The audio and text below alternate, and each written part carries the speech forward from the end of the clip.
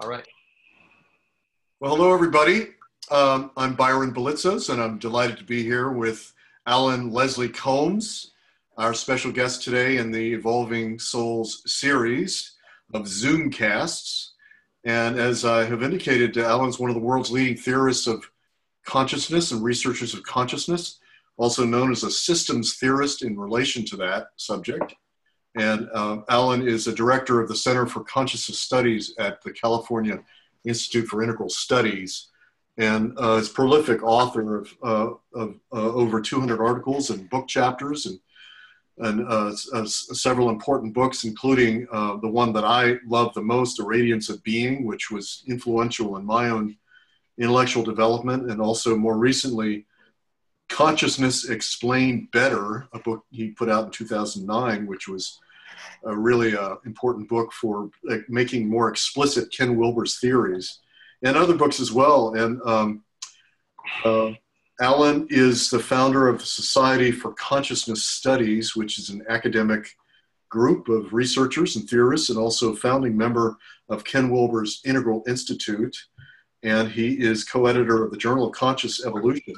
And I invited Allan, to come before us because many of us are Urantia book students, but we're trying to expand our horizons into current thought and current research in these areas. So welcome, Allan. Thanks for coming on. Thank you.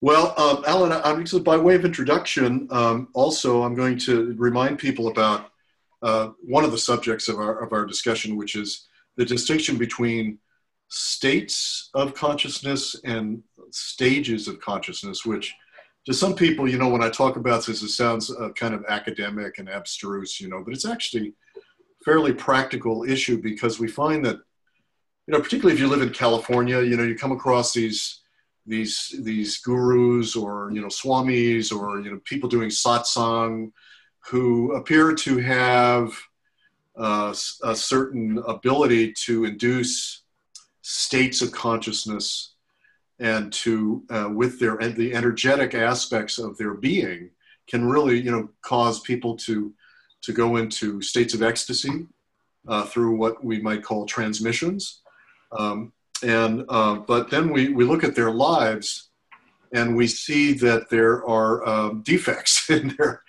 their behavior, their personality development. And some of them actually have moral issues or psychosexual issues. And so we find that they have uneven development. And so what I just love about Allan Combs' work is that he's brought forward this distinction. And I find it really, really helpful. And of course, we, as I mentioned in our newsletter, Ken Wilber brought this forward in a significant way. And the Urantia book makes a similar distinction, but not really as advanced as what Allan has done. So we'll have occasion to get into that.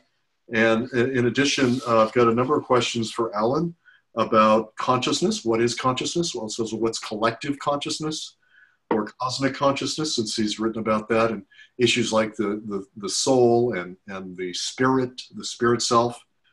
So if I may just start and launch in, because you recently wrote, Allan, an important essay on this that was published in Spanda about what I found was really interesting, because I always wonder about whatever happened to this notion of cosmic consciousness, which, decades ago we used to hear about.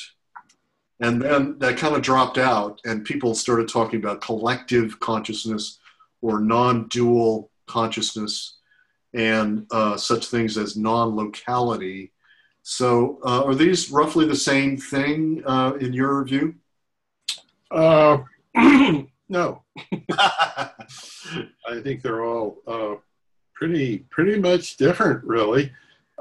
Should I talk about it a little bit, or how do you want to do this? Yeah, let's dive into this. And I just want to say something to our technical director, Alec Brindell. It looks like Allan's image may have dropped out.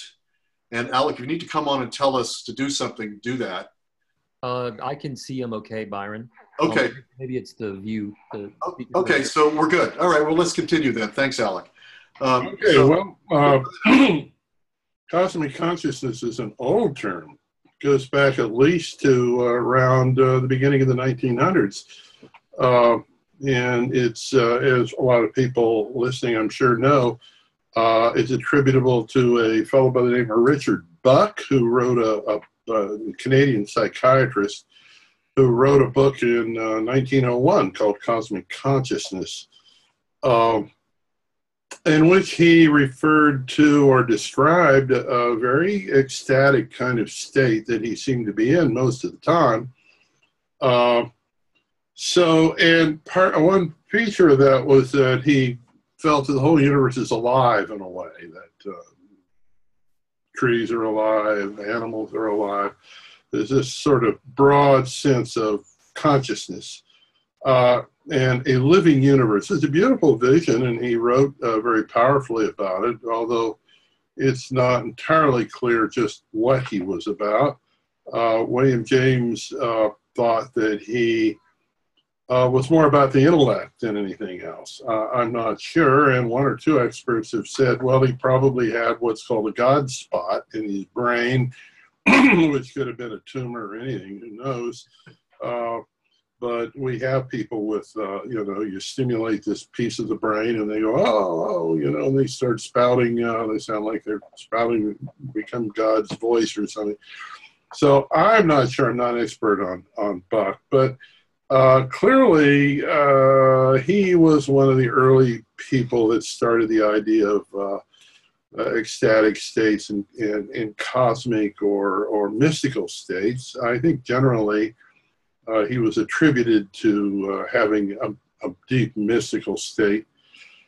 I think that he was actually a late comer to an older tradition in America that goes back to Walt Whitman, who was in my opinion, one of the great mystical writers, nature mysticism, beautiful material, who was essentially ecstatic all the time.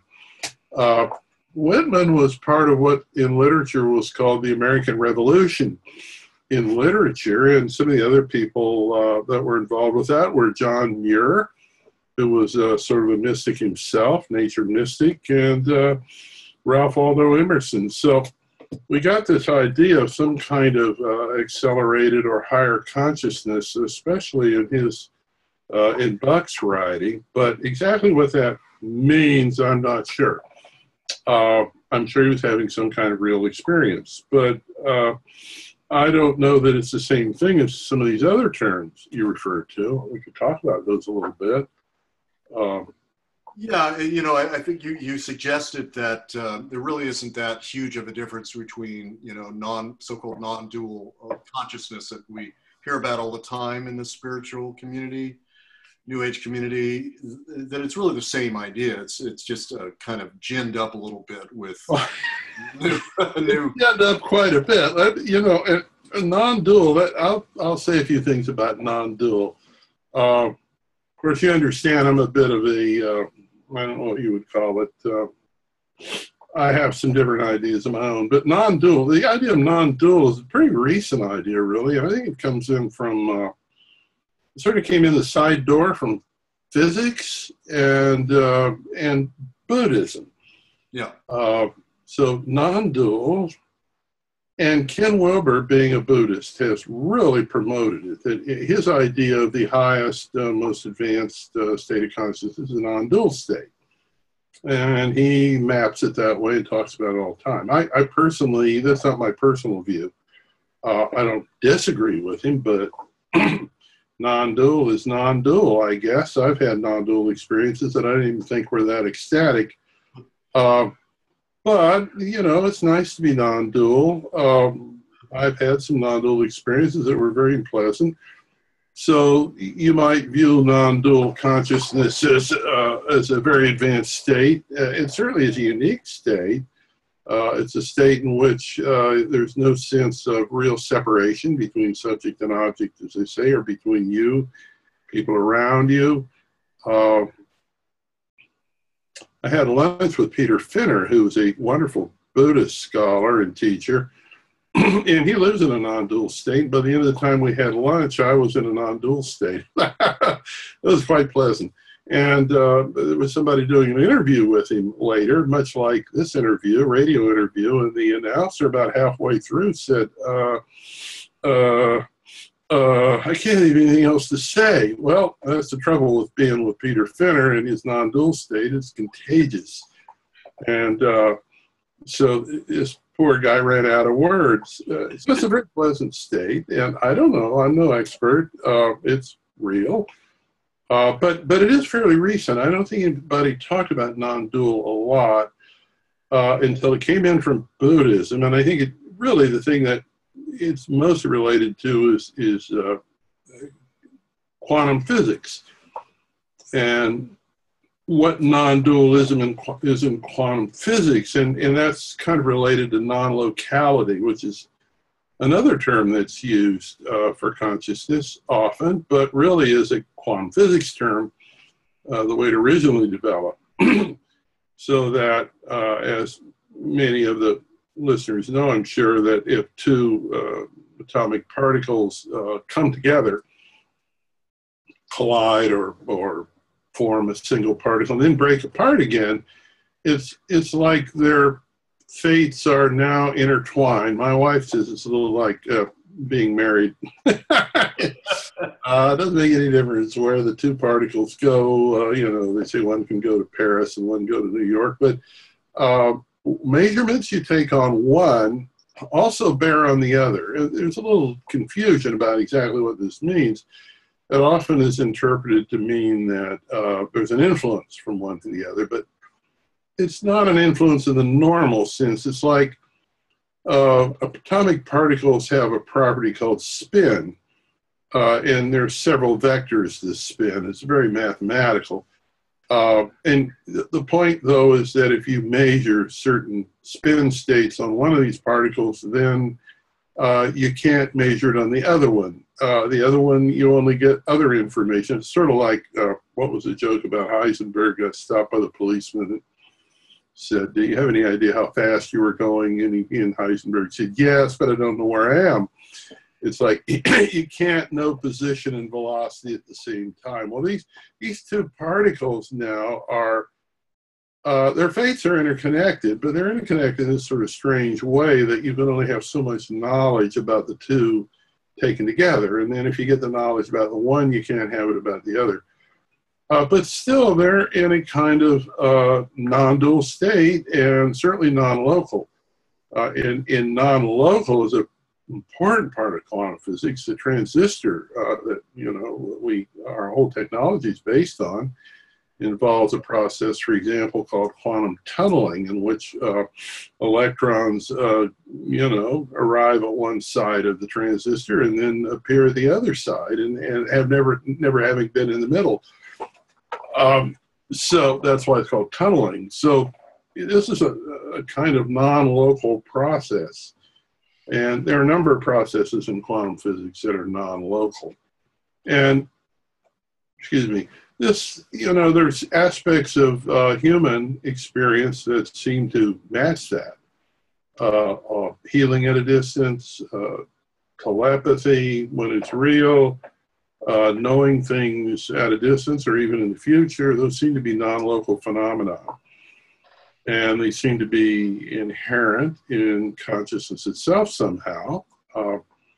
So the idea, I think, was articulated from physics where it's understood mathematically, but it's come over into understanding consciousness, and along with non-local, non-dual seems very similar in some ways. So these are relatively recent, fairly Buddhist-related ideas, I think, actually. You don't see much of that in Hinduism or Hermeticism or Platonism. It's an Eastern, Far Eastern notion. Yeah, you're getting in so-called non-dual Advaita Vedanta as well, and it's overlapping. Well, yes, you do. That's perfectly right.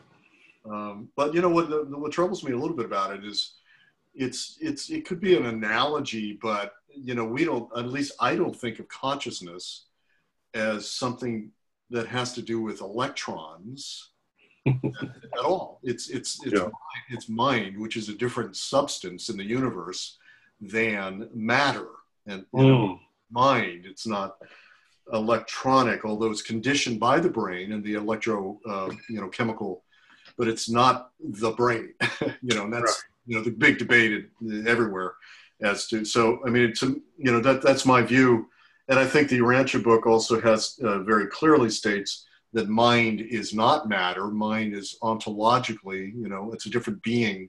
Right. Being. So is that your view as well, that it's mind and body, they're related and they're unified, in different states, but mind is a different substance than matter.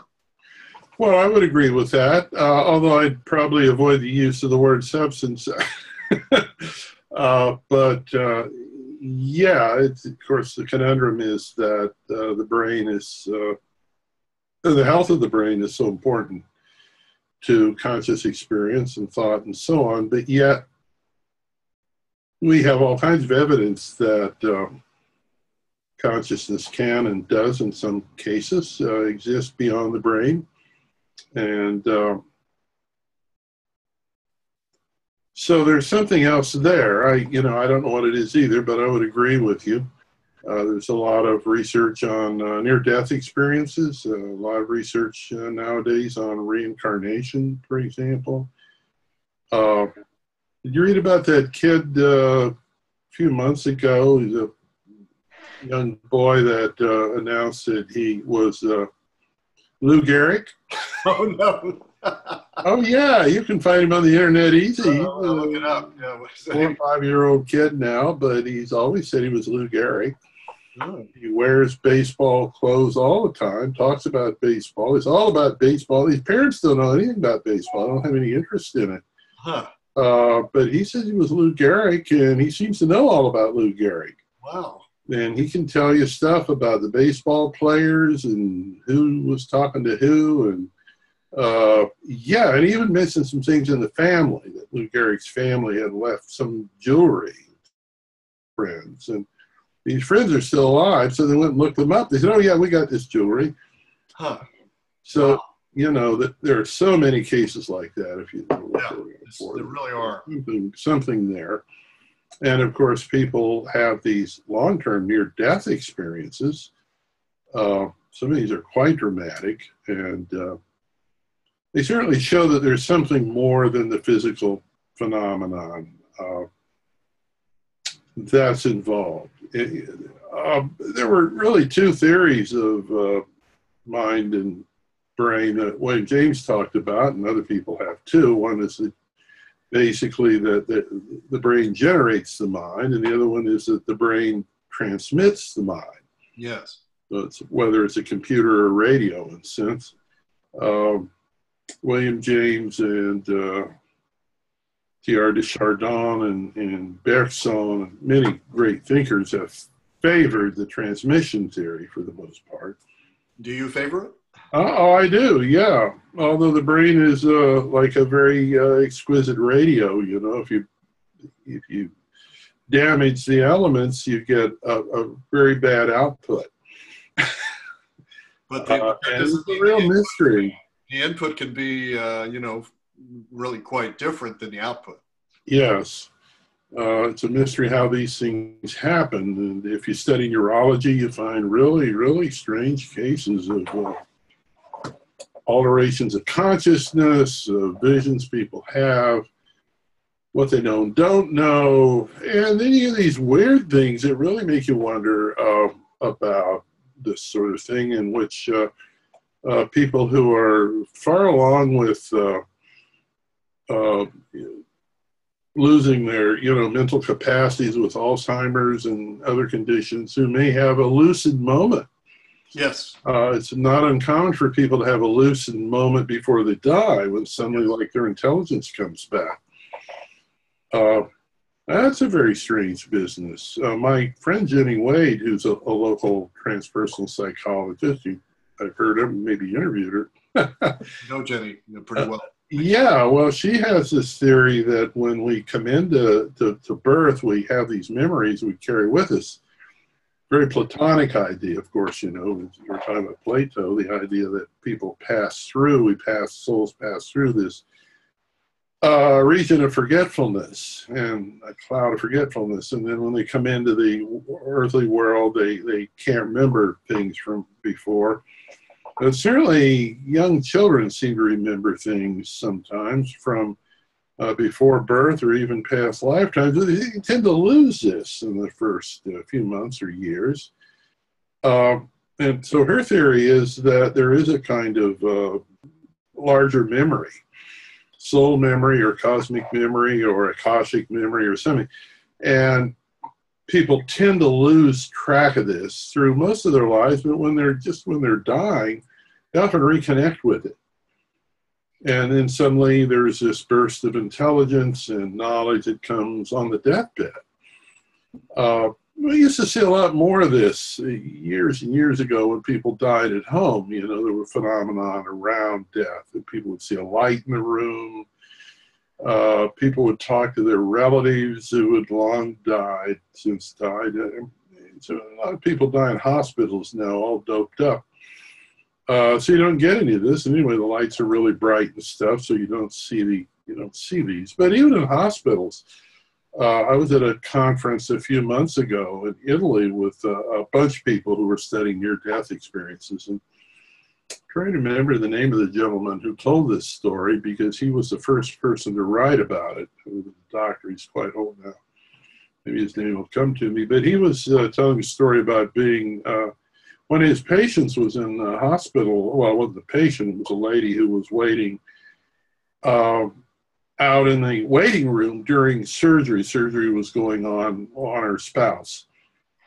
And out he comes. He says, they think I'm dead. They think I'm dead.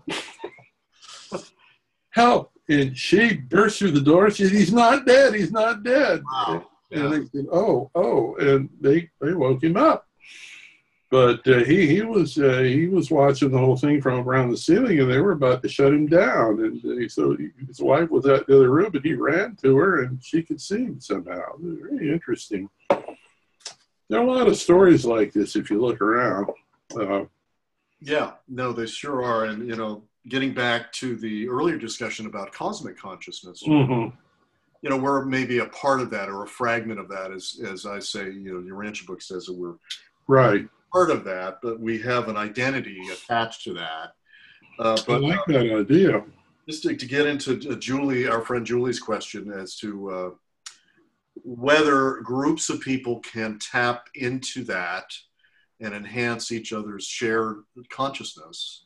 Well, I'm sure they can, but I don't know that we're very good at doing it. I'm actually technically, my background's in Quakerism, believe it or not. Oh, I see. I didn't know that. And I stumbled into what was called a gathered meeting once. Didn't even know what it was. But, you know, these were the traditional Eastern silent Quakers, and we would meet in a house in the forest and sit for an hour in meditative state. Occasionally someone would speak up, but the Eastern Quakers tend to favor silent meditative meetings. And at the end of the meeting, people got up and all looked at each other, you know, and probably 20 of us there, maybe 15, said, whoa, we all, you know, there's a sense of being connected, of being part of one consciousness. I don't know how to describe it. It's just totally real. And everybody had it. And so it turns out this is an old tradition in Quakerism. It's called a gathered meeting. Yes. But nobody knows how to really make it happen. It's, you know, it's a gift when it happens. But so I'm convinced that there's a lot more of this sort of thing going on than we give full credit for. The local psychologist, philosopher, Christian Dequincy, who might be good for an interview sometime. He's written a whole book on relationship and wisdom. I think it's his second book. And he basically believes that we share a lot of subjectivity with people around us, but we just take it for granted. And we're sort of like a fish in water.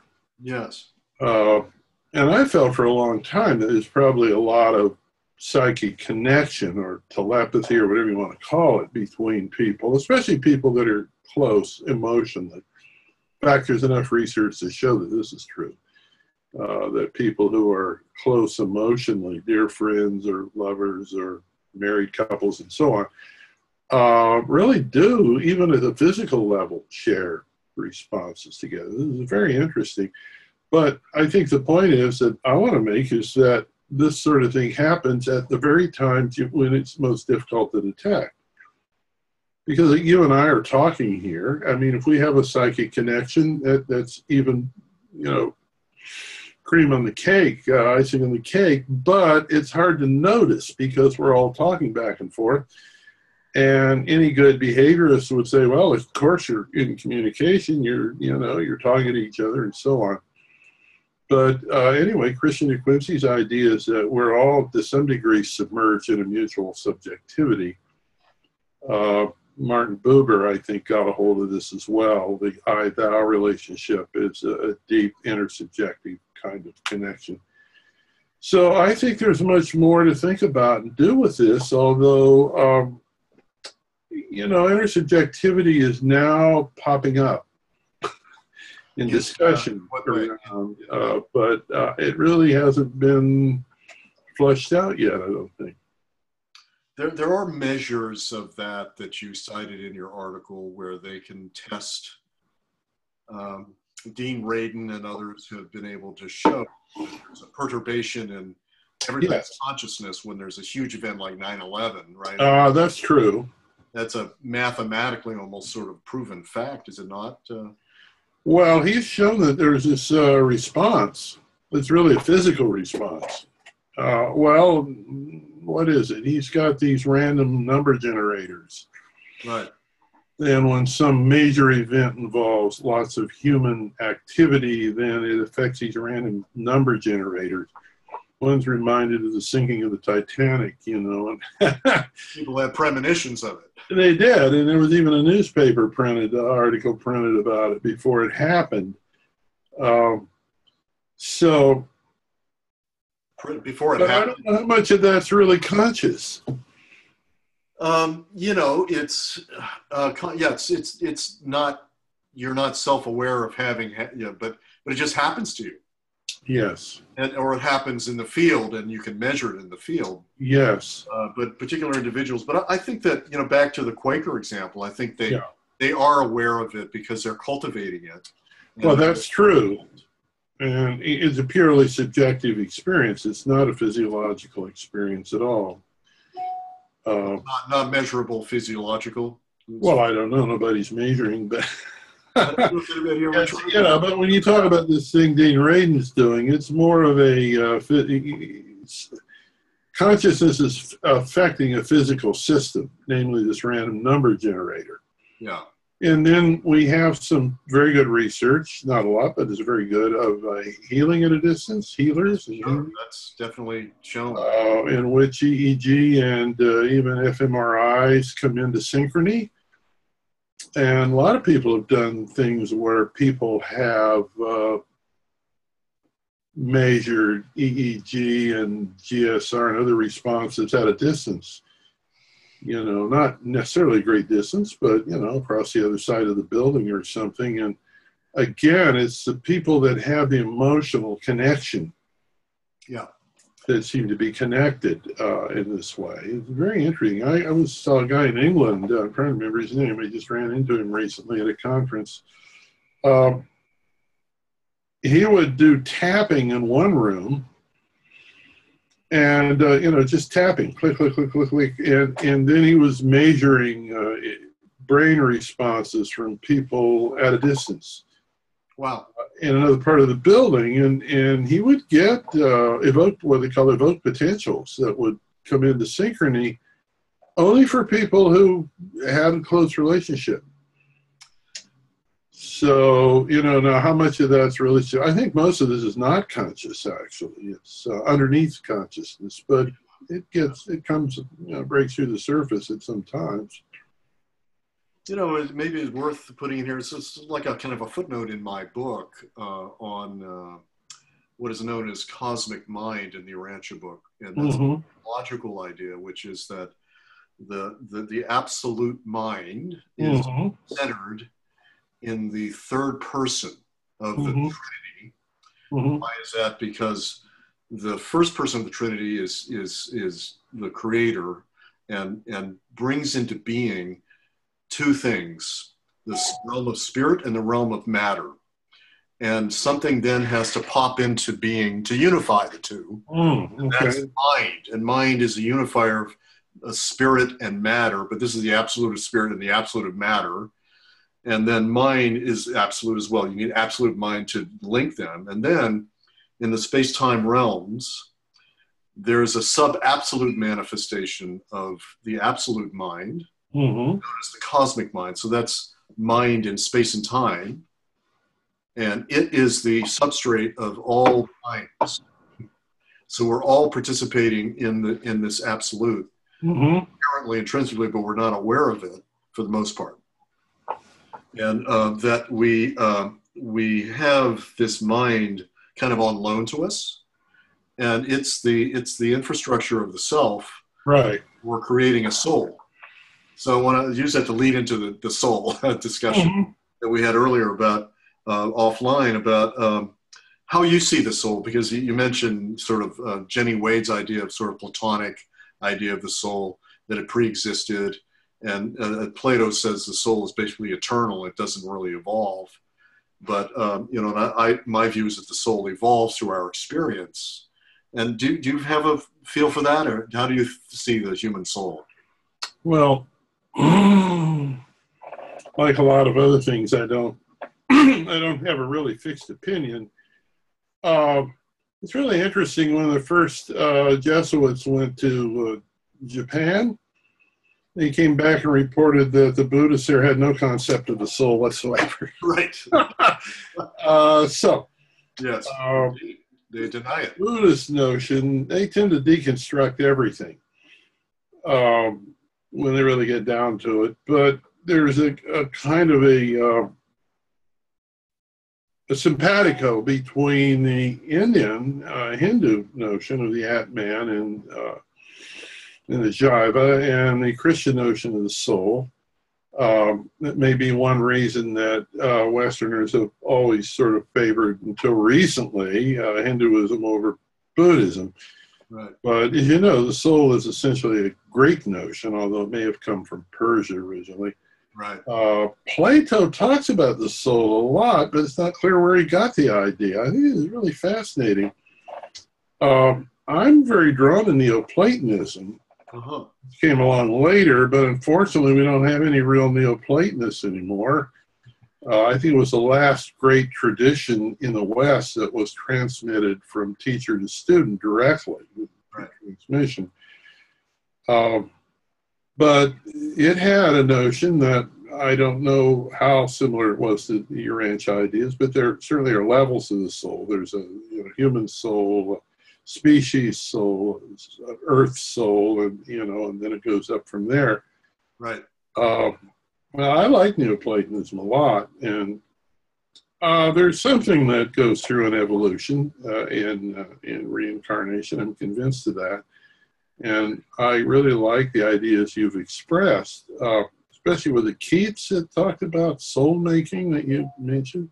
Right, yeah, soul making, which is, experiential and not something that came in at birth, but is something you're creating in your life. There may have been something from a previous life.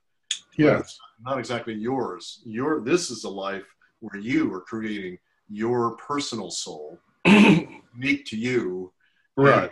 It evolves and it goes through stages. Right. Well, I like that idea. I think what Keats was partly pointing out, and I think a big part of it, is the kind of suffering and hardships we go through that build our character and make richer people out of us. And that's essentially a kind of soul making that if you're a reincarnationist, and I tend to be, that you carry from lifetime to lifetime. In Aurobindo and the Mother, there's a lot of discussion, or at least some discussion, of what they call the psychic being.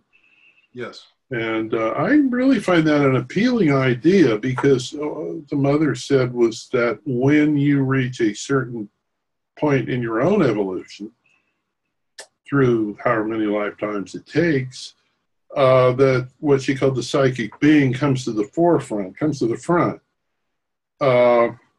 it's kind of related to the heart in a way, and it begins to regulate the personality.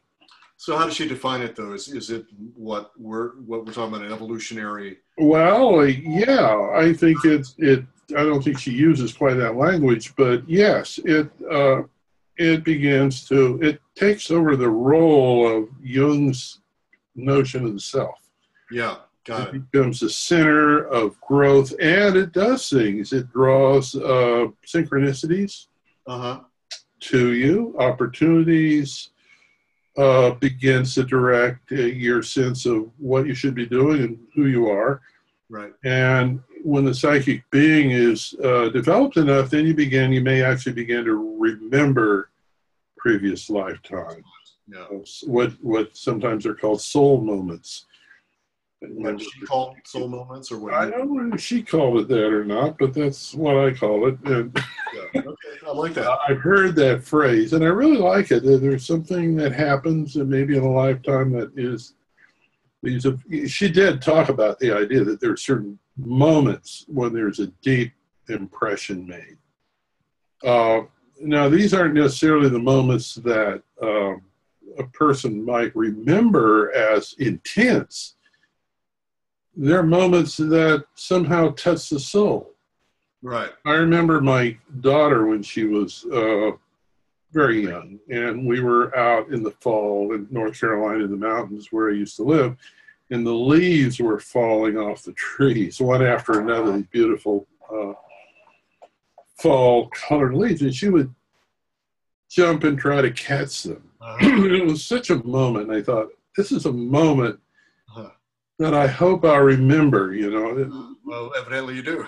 I do now, but that struck me as something like a soul moment, something that was very profound, but not necessarily emotionally intense. So yeah, the mother basically said that, as we grow, as the soul grows, I don't think she would disagree with the idea of the soul, that these moments of memory will become more common, that they'll become more accessible. More accessible. And, I think that's really what your rancho folks understand, is that, or they should understand that as they mature, they have more access to this aspect of their being. And it's, so, just to correct on that, I'm not exactly a reincarnationist. Okay. That it's in the Platonic sense that they're past lives that you had.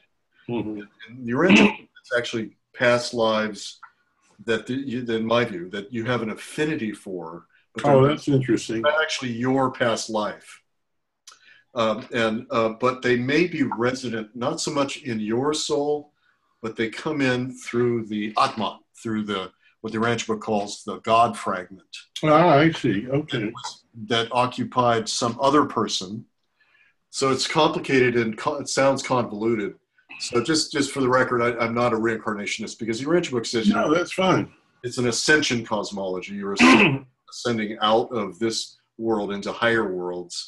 Ah, I see. Not returning, although there's this technical exception where if you don't ascend, the soul can come back with the spirit self and created it. So we have this distinction of the spirit, the pure spirit self, distinct from the soul, that is the author of the soul. Ah. So we make this very firm distinction between the spirit self, which is a fragment of divinity, and the self-created soul, which you in your decisions create, and which when you have creative decisions or decisions for like the beauty, like your daughter, those are saved into the soul by the spirit self. The spirit Interesting. It saves it, hits a save button kind of like, and puts it in this repository. Yeah. That's why your life experience, and because it's valuable, it's worthy, and it becomes immortal. The way Plato said it's immortal, but he said it's just kind of always been immortal. But this says it's an evolutionary acquirement. Oh. So anyway, that's our view. But I'm more interested in your view, and I wanted to also ask you about. Well, before we leave that point, though, it's interesting. I've had Hindu scholars point out to me that the jiva, which is also often translated as the soul, is not really the soul. in if you're a reincarnationist, for example, in that sense, that it's more a collection of memories and stuff that move forward. So I don't really understand the distinction well, but they've corrected me in saying, no, it's not the soul, it's not the person, it's the collection of memories. Although the Atman itself is a different issue, and I think that's closer to what Christian might call a soul. But in Eastern thought, it's different, and it's not Plato. No, it's not Plato, and it gets very confusing. I mean, it's just so many different definitions. Yeah. But if the Atman, at least in your view, I mean, I think of the Atman in Hinduism as a very good analog to not to the soul, but to the spirit self. Well, yeah, that makes sense. But it's not evolutionary. It's existential. It's something that's gifted. Right. Yeah, I would agree with that. Certainly. So making a distinction between that and this evolving self is important. And do you have a view of that? I mean, that there's these distinct. Well, I don't know that I can make distinctions probably as well as you can. I am a reincarnationist, and I think, in my view, consciousness appears again and again. Back here on Earth. Yeah, because I just feel I have inclinations and even memories to previous lives. Oh, you do? So that there seems to be a continuity to me in that sense. Yeah. Although certainly I couldn't prove that I wasn't remembering something from someone else. I don't know. Yeah, that's the question that I raise, is that it maybe it's somebody that you have an affinity with because your consciousness is like them. And possibly. In this non-local state, yeah. You just, it's like an archetype that you can affinity with that. You think it's your past life, but it's actually something in the genetic tree that you're from, or it's in the oversoul, or whatever you want to call it. So yeah. They're hard topics to pin down. They are. So what else have we got here? Well, I wanted to ask you about practices. Mm-hmm. You've been studying all these things so many years and decades. What kinds of practices do you do, if you care to say, or what do you recommend for us? I think there are lots of practices, and they have different purposes. There are different outcomes. I've got some notes here I'm looking at. For example, there are mind-body practices like Tai Chi, Hatha Yoga, Sufi dancing. There are lots of different kinds of practices that people engage in to integrate the mind and body. And these are all good. I practiced Tai Chi for years, as a matter of fact, and Hatha Yoga as well. And there are some newer ones now that people practice. So I think those are great for mind, body, and even to some extent spirit integration.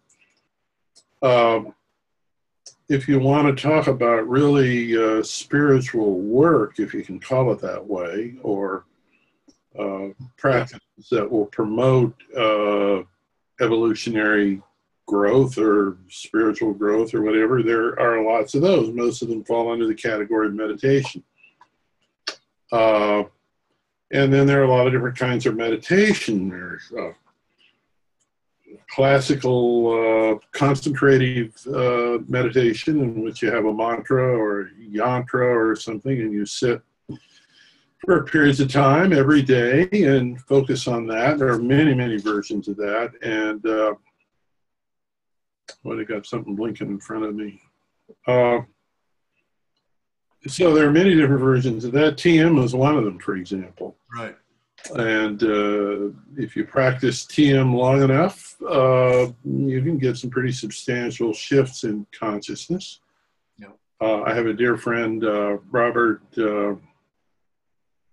I'm having trouble with his last name because I'm bad with names, and I'm actually very bad with names, so it'll come to me in a minute. But he's practiced TM for, he's about my age, his whole life.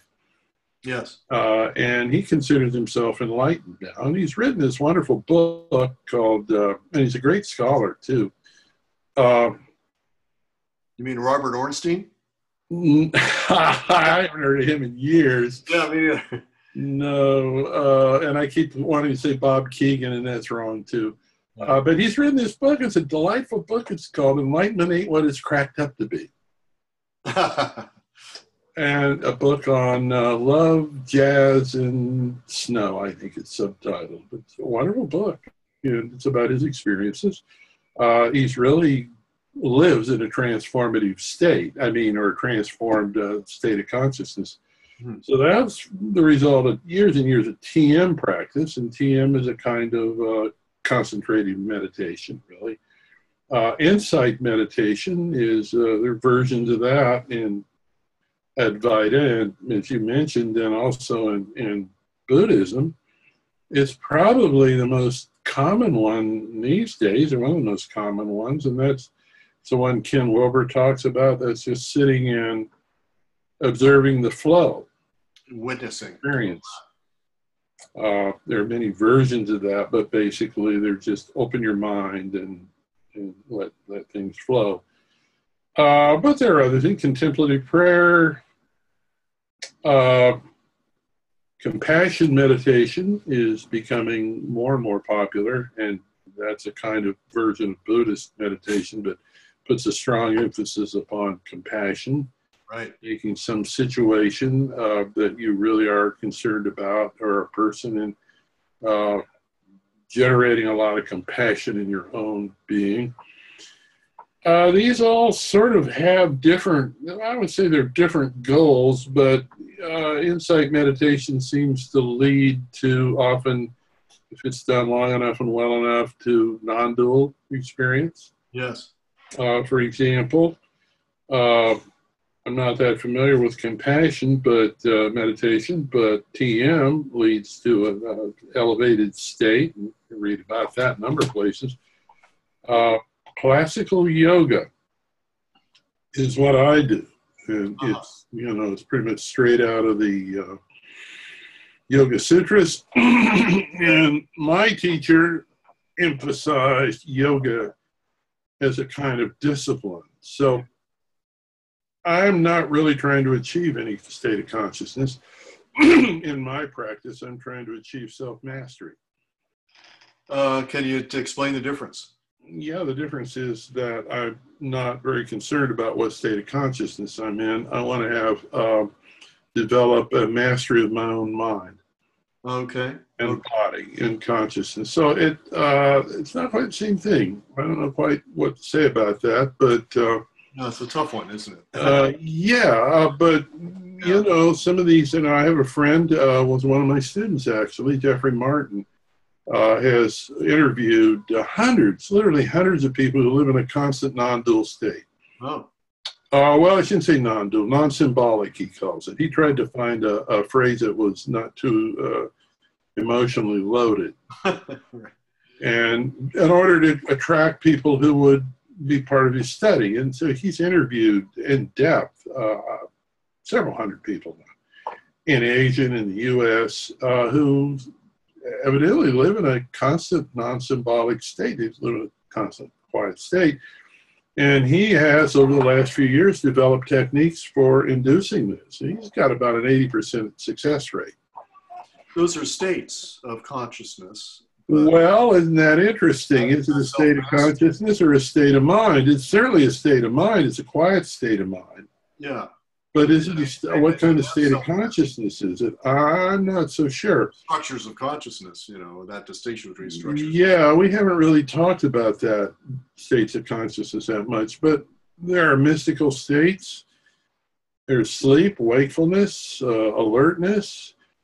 When Ken Wilber talks about states of consciousness, he only talks about 3 or 4 states. For 5, I don't know what.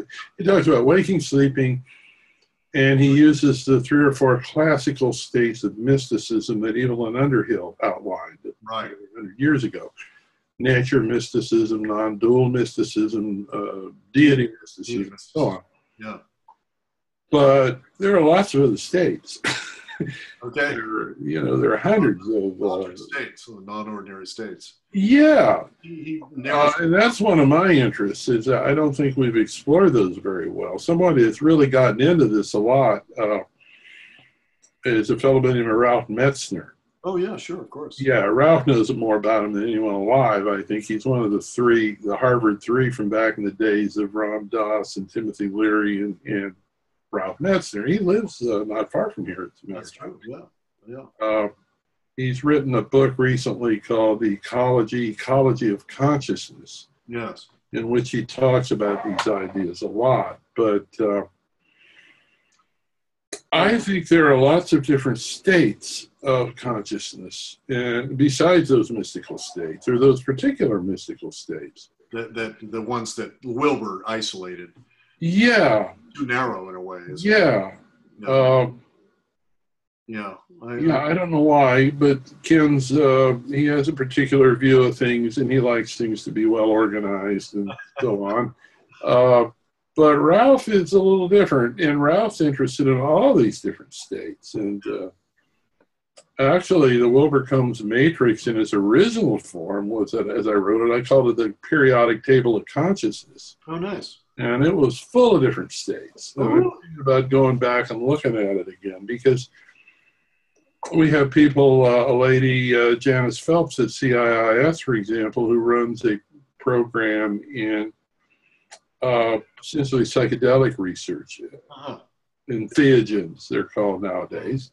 She has a grant that's shared with Johns Hopkins, and they're looking at entheogens and their use in psychiatric and medical practice. At least we can do that now and not get arrested immediately after all these many years. And, ayahuasca is a very widely used drug, fairly dangerous one too. And then mescaline, and, all the old psychedelics that were popular in the 60s, and they all have different effects. Different types of states. Yeah, and then meditation, if you read the Yoga Sutras, that describes, Patanjali's Yoga Sutra describes a series of states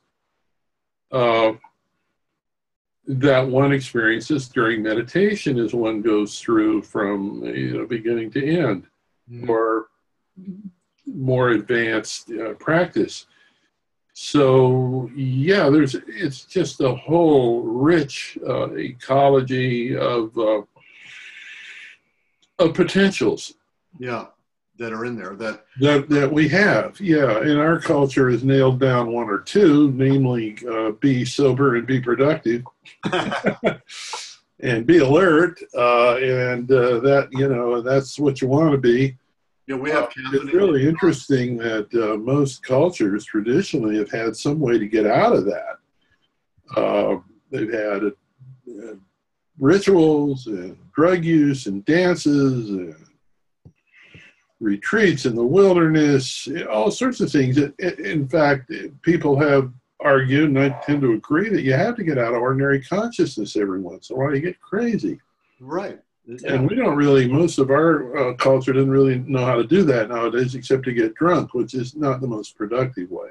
And you don't really grow unless you grow a lot. I mean, you don't have to the view that the states, they're temporary, but if you have lots and lots and lots of it, you stabilize at a higher level, a higher stage. Certainly possible. And yeah. Well, yeah, what is the ground state? The ground state's whatever state you spend most of your time in, I guess. So, yes, I think that's a whole topic for exploration in the future and understanding better.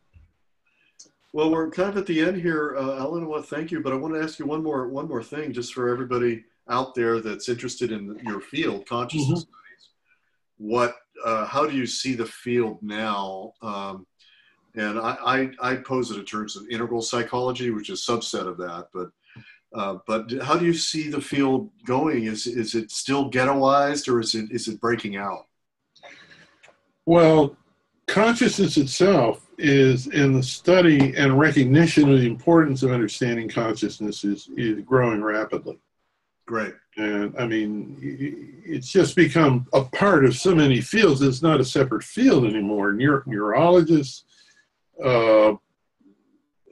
physicists, psychologists, anthropologists, archaeologists are all talking about consciousness now. Yeah, and that's music, you guys, the pioneers. So it's not a ghettoized topic at all.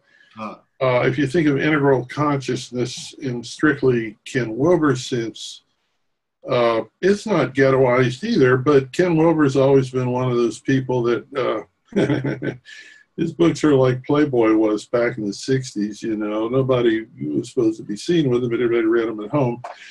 He has a wide readership and is widely regarded and has influenced a lot of people. A lot of academics read his work, and he's becoming much more accepted in academia, but he's always been, academics like to turn their nose up at him, and they still, some of them do. But integral consciousness or integral theory is now becoming part of a much larger picture, I think. Oh, good. And see, I work at CIS, the Institute of Integral Studies. Well, we're not Wilberian. We're trying to use integral in the broadest possible sense, bringing different perspectives together. And so, yeah, I think what's happening is consciousness is getting out, breaking out all over the place. In fact, what is it? One of the topics that I was invited to join an organization recently that's interested in robotics. No. Humanism. Our computers can get conscious and take over. You know, there have been some movement about that. Yeah, big field, big field. Yeah. You know, Allan, as you may have noticed, I'm trying to attach the Urantia teaching onto consciousness studies and integral theory. Right. It's not an easy thing to do, and that's why I'm interested in whether, you know, it can kind of be a little Trojan horse kind of effect where people will then turn to the Urantia teaching to see that it actually is almost prophetic of the coming of studies and of integral theory itself. And so I just continue with that, and that's what this series is about. I'm interviewing folks like yourself to show that, see if it'll hold up, you know. And so I want to thank you for, you know, reading my work and coming to this audience. And well, what a pleasure, Byron. Anything you wanted to say to us in closing about where? It's just been a pleasure, and I think there's a lot in the Urantia work that parallels or meshes nicely with the larger pictures of the cosmos that are coming out all over the place now. So We have one question from the audience, Byron. It's in the chat window. Oh, I missed that. Okay. Here it is. Allan, can you hear me okay? Yeah. Okay. Is there such a thing as my soul? It seems to me that this is a collective process, not objects that can be owned, in the same way that awareness is universal. And when it comes through me, it becomes my consciousness, leaving awareness as a universal one awareness. Yeah. Yeah, so it sounds like he's wondering whether there really can be sort of sovereign, you know, ownership of your soul, or whether it's just one big universal consciousness. Well, I like the idea. I have no argument with it. I think it was articulated very well. We certainly have a sense of individuality or individuation at our ordinary living level, but whether that's part of a bigger, or at times we experience it as part of a bigger reality, certainly is a possibility. So I like what I hear. Well, I'm glad we get that question in, and maybe in closing, I was, you know, the Urantia view is this, that there is this cosmic consciousness, it's universal consciousness. It's not owned by anybody, but they give each individual the chance to individualize it and then attach their identity to that. Well, I like that idea. I think no matter what system you look at least if it has any kind of metaphysical substance, views consciousness at some level as cosmic or unlimited. Yeah. And then somehow it is, I mean, even Bergson talked about this, at each level, you sort of clamp it down a little bit more until it gets down to individual consciousness. But ultimately, it's part of this bigger reality. And I certainly like that idea a lot. I like it a lot, and I think it's important, really important, because of just to get such things as human rights, that people have rights because they're individuals and individual You're right. conscious. Sure, sure. Not just one part of one big consciousness. Yeah. They're individual, and we need to cherish that. And, I'm with you. So on that note, I cherish our friendship. Thank you so much, Allan. All right. Thanks everybody for coming on, and we'll let you know about the next one a month from now. All the best, Allan. Thank you so much again. Thank you so much for being